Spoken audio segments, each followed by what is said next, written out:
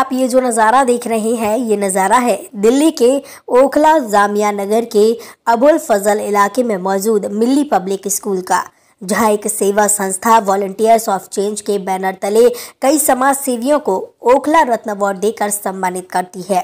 इस प्रोग्राम का खास मकसद उन लोगों की हौसला अफजाई करने का रहा जो कोरोना वायरस की वजह से लॉकडाउन के दौरान लोगों की मदद करते रहे हैं। आइए अब आपको सुनवाते हैं डीवी न्यूज से बात करते हुए क्या कहा सभी सम्मानित लोगों ने और इस प्रोग्राम के जिम्मेदार लोगों ने।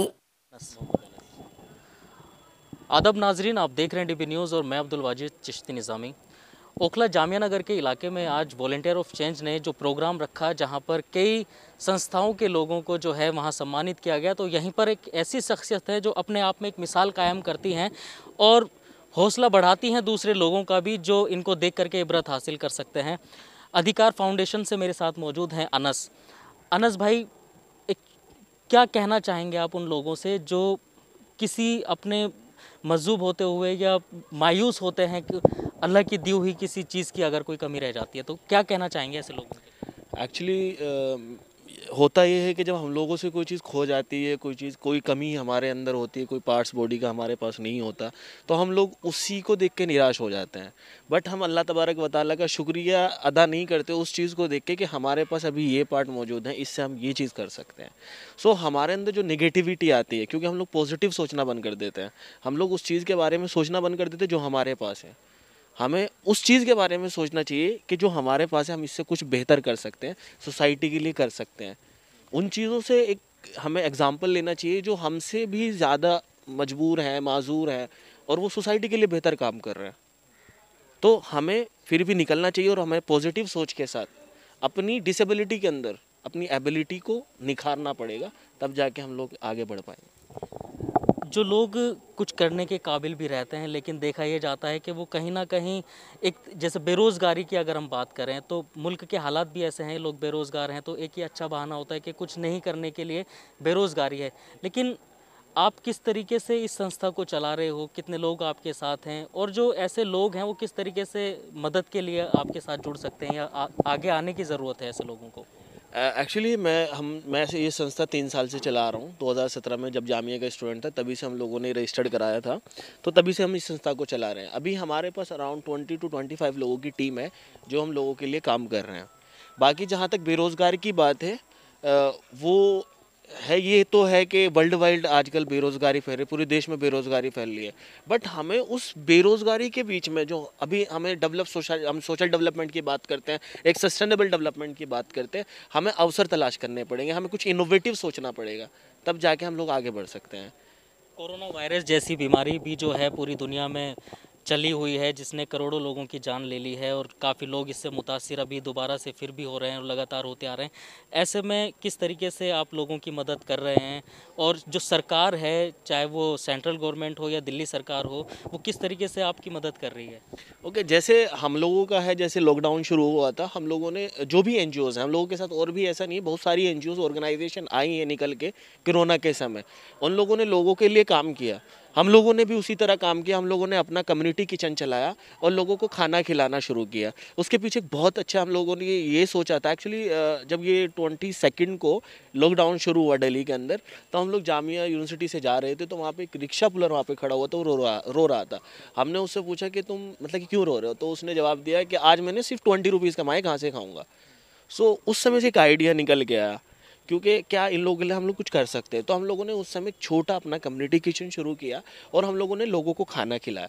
जैसे हम लोगों ने उसकी शुरुआत की, हम लोगों ने उसको सोशल मीडिया हैंडल से डाला, अपनी वेबसाइट हैंडल से लोगों ने सपोर्ट करना शुरू किया, तो हम लोगों ने उसी चीज़ को बढ़ाना शुरू किया और अल्हम्दुलिल्लाह आज तक हमारा वो कम्युनिटी किचन चल रहा है। डेली हम लोग जो कोरोना का समय चल रहा था, हम लोग 2500 से 3000 लोगों तक खाना पूरी दिल्ली के अंदर पहुँचा रहे थे, जो रिक्शा पुलर्स हैं या डेली वेज लेबरर्स हैं या होमलेस हैं। फिलहाल अभी भी हम लोग 1500 से 2000 लोगों को डेली, होमलेस लोगों को कश्मीरी गेट पर डेली खाना खिला रहे हैं। तो आप इनकी बात सुनकर और देखकर ये अंदाज़ा लगा सकते हैं कि किस तरीके से लोग अपने आप को संभाले हुए हैं और लोगों की मदद भी कर रहे हैं इस परेशानी के आलम में। जैसे कोरोना वायरस जो है दोबारा से चल रहा है और लगातार चलता ही चला रहा है, कई लोगों की जानें भी ले ली हैं। लॉकडाउन जो है दोबारा से कई जगहों पर लगा दिया गया है, अलग अलग राज्यों में, और दिल्ली में भी जो है सख्ती हो गई है। तो कहीं ना कहीं आप को सीखने की ज़रूरत है। और ऐसे जो तमाम लोग वर्क कर रहे हैं, ऐसे लोग जो लोगों की मदद कर रहे हैं, तो ज़्यादा से ज़्यादा आप लोगों को भी उनकी मदद करने की ज़रूरत है। दिल्ली से डीबी न्यूज़ के लिए मैं अब्दुल वाजिद चिश्ती निज़ामी। शाहिद रज़ाक साहब, ये आपने जो प्रोग्राम जो ऑर्गेनाइज किया है, तो इसको क्या एक उद्देश्य है, किस उद्देश्य को ध्यान में रखते हुए आपने ये प्रोग्राम ऑर्गेनाइज किया है? असल ये प्रोग्राम को जो ऑर्गेनाइज़ किया गया ओखला रतन अवार्ड्स 2.0, ये ओखला का दूसरा अवार्ड है। ये 2018 में गया था, 2020 में। सिर्फ मकसद जो है उसका ये कि जो अलग अलग NGOs काम कर रहे हैं, एक तो एक दूसरे से इंटरेक्ट हो जाएंगे जब एक स्टेट के अंदर आएंगे, एक अम्ब्रेला के अंदर आएंगे। दूसरी बात यह है कि हम उनको मोटिवेट कर सकें। देखिए होता क्या कि बैनर्स तो बहुत सारे बड़े बड़े NGOs के आप देख रहे होंगे, लेकिन हम लोगों ने जो कोशिश की, वॉलंटियर्स ऑफ चेंज जो कोशिश की, वो कोशिश ये थी कि हम गली से भी जो NGOs, स्ट्रीट लेवल के जो NGOs चल रहे हैं, जो छोटे छोटे काम कर रहे हैं, उनके कंट्रीब्यूशन को भी इस प्लेटफॉर्म पे लाके और वाइड एरिया में दिखा सके, एक प्लेटफॉर्म मिले जहाँ से लोग देखें ओखला के कि हाँ और भी छोटे छोटे जो NGOs हैं वो काम कर रहे हैं। बहुत सारे बैनर्स आप देखा होगा, यहाँ से वहाँ से आप जाएंगे तो बहुत बड़े बड़े होर्डिंग्स के साथ बैनर्स हैं NGOs के, लेकिन आप स्ट्रीट लेवल के NGOs हैं, आप उनको नहीं देख पाते, जो कि बहुत बड़े बड़े लेवल पे छोटे छोटे आप देखें। अब जैसे अभी स्लम में आग लगा, तो अब कितने उसमें छोटे छोटे NGOs ने वहाँ पे काम किया पता नहीं है। बहुत सारे हैं कि जो एजुकेशंस को प्रोवाइड कर रहे हैं अपने अपने स्किल, जो भी लेवल उनका है उस लेवल पे उसको मेयार को दिखाते, उनको हम लोगों ने पिक करने की कोशिश। बस ये है कि और दूसरी थर्ड जो है वो यंगस्टर्स को साथ ला सके, हम यूथ्स जो है उनको बता सके कि ज़रूरी क्या है। हम अपने समाज में बहुत ज़्यादा बिजी हैं, हम अपने लाइफ में बहुत ज़्यादा बिजी हैं। हफ्ते में, महीने में एक दिन कम से कम इलाके के निकाल, ये बस एक अपील है बस।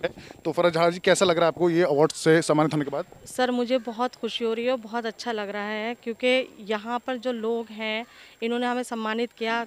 ओखला में इतनी सारी NGOs हैं और किसी को पता नहीं है कि कितनी NGOs हैं, बट छोटे छोटे हम जो काम कर रहे हैं उनको मिलाकर, और यहाँ पर जो वॉलंटियर्स ऑफ चेंज ने ये जो प्रोग्राम करा है और एक सम्मानित किया है, हमें बहुत खुशी हुई। और कुछ लोगों ने हमें जाना भी कि हम क्या काम कर रहे हैं।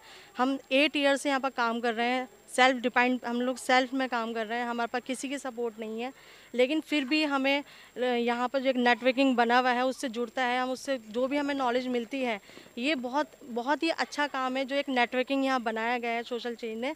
क्योंकि इतनी सारी NGOs हैं, छोटी बड़ी NGOs हैं, चल रही हैं यहाँ पर, पता नहीं चलता है, और एक मैसेज मिलता है, कोई इन्फॉर्मेशन है, कुछ है, तो हमें उसके थ्रू मैसेज मिलता है कि वॉलंटियर चेंज कितना अच्छा काम कर रही है। उसके साथ साथ उन्होंने एब्जॉर्व करा कि हम लोग जो छोटे छोटे ऑर्गेनाइज, हम अपने आप को छोटा क्यों कह रहे हैं, क्योंकि हम पास फंडिंग नहीं है, हम इसलिए छोटा कह रहे हैं। बाकी हम मैच्योर हमारी NGO है, 7-8 ईयर हो चुका है हमारे NGOs को, मैच्योर है हमारी NGO, बट हमें फ़ंड नहीं मिलने की वजह से हम उसको एक छोटा NGO ऑर्गेनाइज कह रहे हैं। जी, मेरा नाम अतिया है और मैं कुरान फॉर यू की प्रेसिडेंट हूँ। हमारा काम अंडर प्रिविलेज चिल्ड्रन की एजुकेशन का है और विमेन एम्पावरमेंट का है। तो हम लोगों ने जो है अभी हमें अवार्ड जो मिला है, ये हमें मिला है मतलब जो लेडीज़ हैं इस्लाम एरिया की, उनके पास कुछ राइट्स ही नहीं है ना, उनको कुछ नॉलेज है अपने राइट्स की। तो हमारी ये कोशिश थी कि हम उन्हें उनकी बेसिक राइट्स बताएं कि as a citizen of India उनको क्या क्या हुकूक मिलते हैं और उनको बेसिक जो है क्या क्या डॉक्यूमेंट्स चाहिए अपना सिटीज़नशिप प्रूव करने के लिए। तो उनके लिए हम लोगों ने जो है एक मुहिम चलाई थी। उस मुहिम में हमने उनके लिए वोटर ID का उनके फॉर्म्स फिल करवाए थे। तो हमें ये पता चला कि उनके पास कोई डॉक्यूमेंट्स ही नहीं है, क्योंकि वो जो स्लम में रहती हैं उनके पास कुछ भी आइडेंटिफिकेशन का ये नहीं है। तो अगर NRC या कुछ भी होगा तो वो सबसे ज़्यादा जो है नुकसान में रहेंगी। तो इसी सिलसिले में हमने एक मुहिम चलाई थी। और आप बताओ इकरा प्रोजेक्ट के बारे में, ये लोग आपको बताएंगे।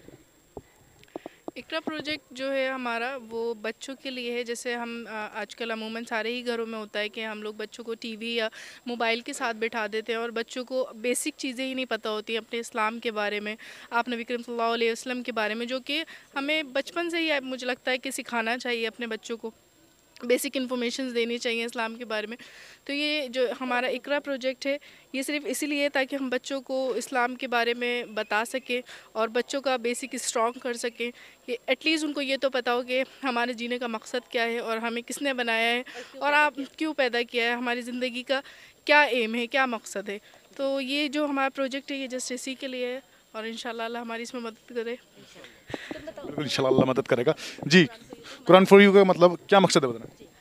कुरान फॉर यू का मकसद जो बेसिक है कि जो लोगों को बिल्कुल नॉलेज नहीं है इस्लाम की, उन लोगों तक हमने ये काम शुरू किया है स्लम एरिया में। उन लोगों को बिल्कुल इस्लाम के बारे में नहीं पता कि अल्लाह ताला ने हमें क्यों पैदा किया है, दुनिया में आने का क्या मकसद है। इसीलिए हमारा Quran for you slum area में काम करता है और इसमें लेडीज़ को इज्तिमा यानी इज्तिमा कराया जाता है, जिसमें बेसिक नॉलेज दी जाती है। छोटे बच्चों को कुरान सिखाया जाता है, जो जिन लोगों को बिल्कुल भी कुरान नहीं आता। बॉयज़ के लिए भी इसमें क्लासेस है और ये सारी इसीलिए हैं कि जो इस्लाम का बेसिक है वो सब लोग समझ पाएँ कि हमारा दुनिया में आने का क्या मकसद है। जी और कुरान फॉर यू में हम लोग सिर्फ बच्चों को दीनी ही तालीम नहीं, इसके साथ साथ हम लोग 1 से लेकर क्लास 10 तक कोचिंग हर सब्जेक्ट पढ़ाते हैं। और एक बहुत यूनिक चीज़ हमने शुरू की है कि उनके लिए कंप्यूटर एजुकेशन शुरू किया है स्लम एरिया की गर्ल्स के लिए। तो ये अल्हम्दुलिल्लाह बहुत पॉपुलर रहा और अब उन्हीं स्लम एरिया की गर्ल्स के लिए हम लोग English speaking personality development courses भी स्टार्ट करेंगे इंशाल्लाह। तो हमारा जो कुरान फॉर यू जो एक सेंटर है, इट्स अ सोशल मूवमेंट और इसमें हम लोग वोकेशनल ट्रेनिंग भी देते हैं लेडीज़ को। और हमारा एक आगे का प्रोग्राम है स्किल डेवलपमेंट, तो लेडीज़ को कुछ एम्प्लॉयमेंट दिलाया जाए through some skill development. Main हमारा काम है बच्चों, हाँ स्टिचिंग वगैरह भी हम लोग सिखाते हैं अल्हम्दुलिल्लाह। तो यही हमारा मकसद है, it's a social movement basically. ठीक, इस पेंडेमिक में हमने देखा कि 22 मार्च 2020 के बाद से एक पेंडेमिक हमारे पूरे ऑल ओवर वर्ल्ड में एक हमारे ऊपर आयद है। हमने देखा बच्चों के स्कूल्स बंद हैं, बच्चे उन्हें स्कूल में जाना छोड़ दिया, वहाँ की प्रेयर्स में जो एक्टिविटीज़ फिज़िकली होती थी वो भी नहीं हो रही हैं और बच्चों के अंदर सुस्ती आने लगी। तो स्पोर्ट्स जो ताइक्वांडो एकेडमी है, ताइक्वांडो स्पोर्ट्स है, उनके लिए उनको स्पिरिट लाने के लिए, उनके अंदर एक एक्टिविटी देने के लिए फिज़िकली स्ट्रॉन्ग रहें और कोरोना से एक बार लड़ सकें, स्टेमिना अपने अंदर बरकरार रखें। इसलिए स्पोर्ट्स ताइक्वांडो मार्शल आर्ट ये इसलिए भी ज़रूरी है कि हम इस पेंडेमिक में उसका मुकाबला कर सकें और बच्चों के पास घर के अंदर ऑनलाइन क्लासों के थ्रू वो बच्चे ये सीखते हैं और उस एक्सरसाइज से अपने अंदर स्फूर्ति लाते हैं और कोरोना से लड़ने के लिए तैयार भी रहते हैं। बुशरा जी, हमें बताइए जो प्रोग्राम रखा गया है तो इसका क्या उद्देश्य, इसको ध्यान में रखते हुए प्रोग्राम रखा गया है, क्या मकसद रहा है इसको प्रोग्राम को रखने का और इससे क्या मोटिवेशन लोगों को मिल रहा है? ओखला रतन अवार्ड्स 2020 बेसिकली अवार्ड मोटिवेशन के लिए है कि ओखला के लोगों को मोटिवेट करा जाए। जो लोग काम कर रहे हैं अगर उनको अवार्ड ही ना मिलेगा तो उनको मोटिवेट कैसे मिलेगा, मोटिवेशन कैसे मिलेगा? तो बेसिकली इट्स फॉर मोटिवेशन। जैसे कि ब्रेवरी अवार्ड भी मिला था उसको, उस लड़के को सिर्फ लोगों ने यही तो बोला होगा कि हाँ कि आपने बहुत अच्छा काम करा, बट अगर हम उसे कुछ अवार्ड करें, गिफ्ट करें तो लगता है कि हाँ literally we have done something for the. इससे उनकी हौसला अफजाई जो होगी, हौसला अफजाई होती है। जी आपकी टीम है आपके साथ में, मैं इनसे बात कर रहा हूँ। जी आज आपने मुझे लगता है काफ़ी मेहनत की है यहाँ पर, तो क्या कहना चाहेंगे आप इसके बारे में? हमने बहुत मेहनत की, हम 1 हफ्ते से मेहनत कर रहे थे, उससे पहले से बहुत सारी तैयारी, क्राफ्ट वर्क हमने बहुत अच्छा किया जैसे आपने देखा होगा, है ना। और हमारा मतलब पूरा स्पीच लिखना, डिलीवर करना और फिर अवार्ड्स को डिस्ट्रीब्यूट करना, पूरा मैनेज करना बहुत अच्छे से हुआ। और जो भी मतलब जितने भी डिज़र्विंग कैंडिडेट्स हैं उनको मिला अवार्ड, ये सबसे अच्छी बात है। आगे भी वो फ्यूचर में कुछ करेंगे और वो भी ये होगा कि वो 4 लोगों को और इंस्पायर करेंगे अपने वर्क से। कैसे करना चाहेंगे और लोगों को क्या मैसेज देना चाहेंगे इसके लिए? हाँ, thank you so much for your time. Sir, हम लोग सोसाइटी के लिए ही काम करना चाहते हैं। सोसाइटी हम ही लोगों से बनती है, जो सिविलाइज्ड पीपल होते हैं। तो हम लोगों की जिम्मेदारी सोसाइटी की तरफ ये बनती है कि अपनी पर्सनल रूटीन से हट के हम अपने आसपास के माशरे, नेबरहुड के लिए भी हमें कुछ करना चाहिए। वो ज़रूरी नहीं है कि कोई काम डिवाइडेड हो कि आपको यही करना है, सफाई करवानी है या MCD के कर्मचारी को बुलाना है। वो किसी बच्चे को पढ़ाना भी हो सकता है, किसी का स्कूल में एडमिशन भी कराना हो सकता है, किसी को फॉर्म के लिए अवेयर करना भी हो सकता है, कोई ऐसी न्यू इन्फॉर्मेशन है जो लोगों के लिए बहुत काम की हो सकती है उसके बारे में बताना भी हो सकता है। बहुत सारी ऐसी चीज़ें हैं जो सोशल एक्टिविस्ट या सोशल वर्क में आती हैं। तो मेरा मानना यही है और मेरा फ्यूचर एम भी यही है कि हर सोसाइटी में, हर नेबर में एक ऐसा नाम होना चाहिए कि अगर मैं किसी के भी माइंड में कुछ क्वेश्चन आए कि मुझे ये फॉर्म भरना है या EWS फॉर्म कहाँ से निकलते हैं, ये सारी इन्फॉर्मेशन के सोचूं मैं तो मेरे पास एक नाम है कि हाँ वो फला सर है, वो मेरी हेल्प कर देंगे, या वो मैम है या वो NGO है वो मेरी हेल्प कर देगा। तो वो हर हेल्प के लिए उनके पास, क्योंकि हर कोई इतना अवेयर नहीं होता, तो एक तो सबसे बड़ा काम है हमारा पढ़ाने के साथ साथ अवेयर करना कि कोई स्कॉलरशिप्स हैं, कोई अच्छे कोर्सेज़ हैं, उनके बारे में हमें बताना कि सिर्फ आप लोगों को बचपन से ही सिर्फ 3-4 चीज़ें याद होती हैं कि डॉक्टर, टीचर और इंजीनियर बनना है। उसके अलावा there are so many courses in this industry and profession. तो वही सब के बारे में हमें अवेयर करना होता है, यही हमारी रिस्पॉन्सिबिलिटी होती है। थैंक यू जी, शुक्रिया बात करने जी। हमारे साथ में एक और मतलब हम इनसे भी बात करेंगे जी। ये जो ऑर्गेनाइज किया गया था शो के लिए, जैसे आपके और मुस्लिम ख़वातीन हैं और भी हैं, आप उनके लिए क्या मैसेज देना चाहेंगे? हेलो अस्सलाम वालेकुम, मेरा नाम आसिया है और बेसिकली हम मुस्लिम ख़वातीन को यही मैसेज देना चाहेंगे जैसे कि उनके लिए कितनी बहुत सारी अपॉर्चुनिटीज़ यहाँ पर ओपन हैं। यहाँ बहुत सारी ऑर्गेनाइजेशंस है जो सिर्फ ओखला के अंडर काम कर रही हैं और सिर्फ यहाँ के लोगों के वेलफेयर, यहाँ की सोसाइटी के लिए।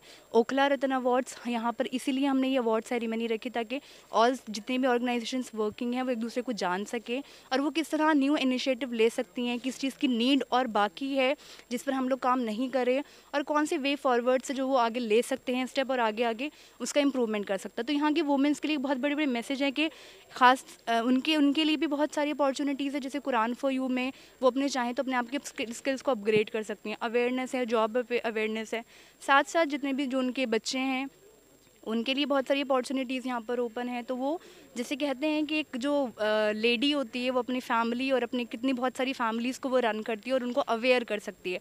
तो if you will only guide only one women then that women can also guide many families.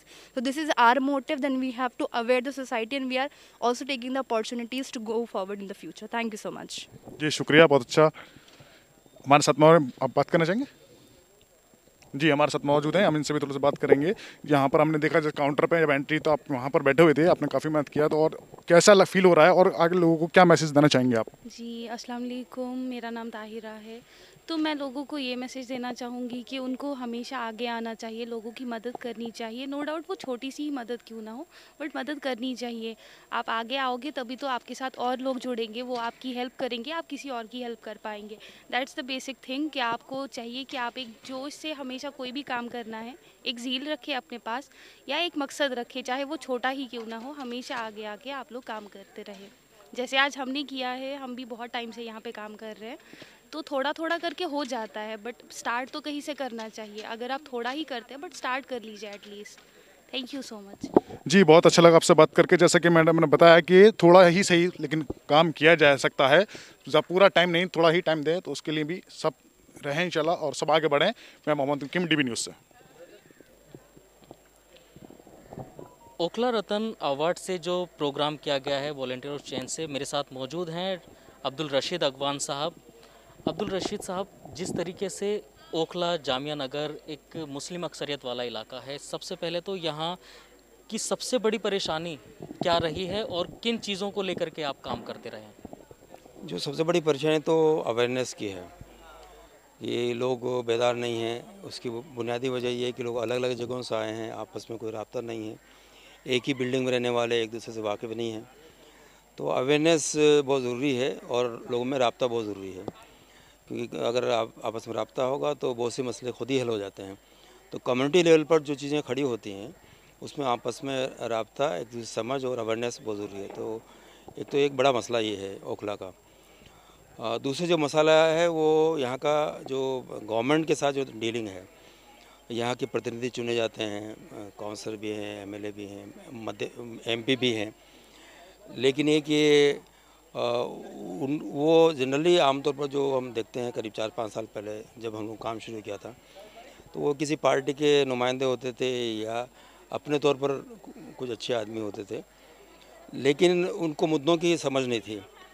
तो हमने कोशिश की कि मुद्दे क्या हैं ओखला के, वो एमएलए को, काउंसलर्स को, एमपीज़ को वाकिफ़ कराएं और वो जनता ही से हम बात करके उनको मुद्दे देते थे। तो एक बड़ा काम लोगों ने किया कि इशू बेस्ड पॉलिटिक्स होनी चाहिए, इश्यूज़ हों, इश्यूज़ पे काम हो, काम ना करें तो क्रिटिसाइज़ भी करें और काम करें तो अप्रिशिएट भी करें। मैंने देखा आपने पिछले साल 2019 में शाहीन बाग के रोड पर ही जहां कूड़ेदान था 2 अक्टूबर को वृक्षारोपण भी किया। कुछ दिन वो पौधे लगाए गए, पानी भी दिया गया, लेकिन वो फिर उसी सूरत में है। तो इसको कौन इसका जिम्मेदार है, किसको ज़्यादा जिम्मेदार मानते हैं? क्या ओखला की आवाम को या जो नगर निगम के कर्मचारी हैं उनको या जो प्रशासनिक अधिकारी हैं? इसका आखिर जिम्मेदार कौन है? क्योंकि वहाँ पेड़ लगाए गए और पौधे भी लगाए गए, साफ़ सफाई भी की गई, तो क्या एक सिर्फ तारीख के लिए, लेकिन वो तो फिर उसी सूरत में है, उसके लिए क्या? देखिए जनता तो वो बहुत ज़्यादा ऑर्गेनाइज होती नहीं है, जनता की नुमाइंदगी लोग करने वाले ऑर्गेनाइज होते हैं। जैसे RWA है, हमारे काउंसलर हैं, ये बुनियादी तौर पर जिम्मेदार होते हैं कि ये अधिकारियों से बात करें और एक इशू उठाया, हाईलाइट किया कि यहाँ पार्क बन सकता है। अगर सरकार चाहती या कोई और चाहता तो वो चीज़ें जारी रह सकती थी, कि जनता तो एक जोश में आती है और एक दिन कुछ काम करके वो चली जाती है। स्पेशली ऐसी जगहों पर जो उनके पास ऑथराइज राइट ना हो।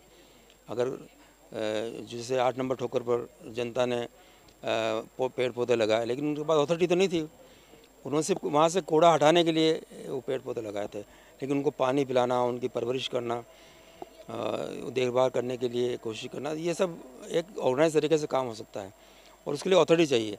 तो या तो किसी एनजीओ को अथॉरिटी दे दें, RW को दे दें, या फिर ये कि गवर्नमेंट खुद अपने तौर पर करे।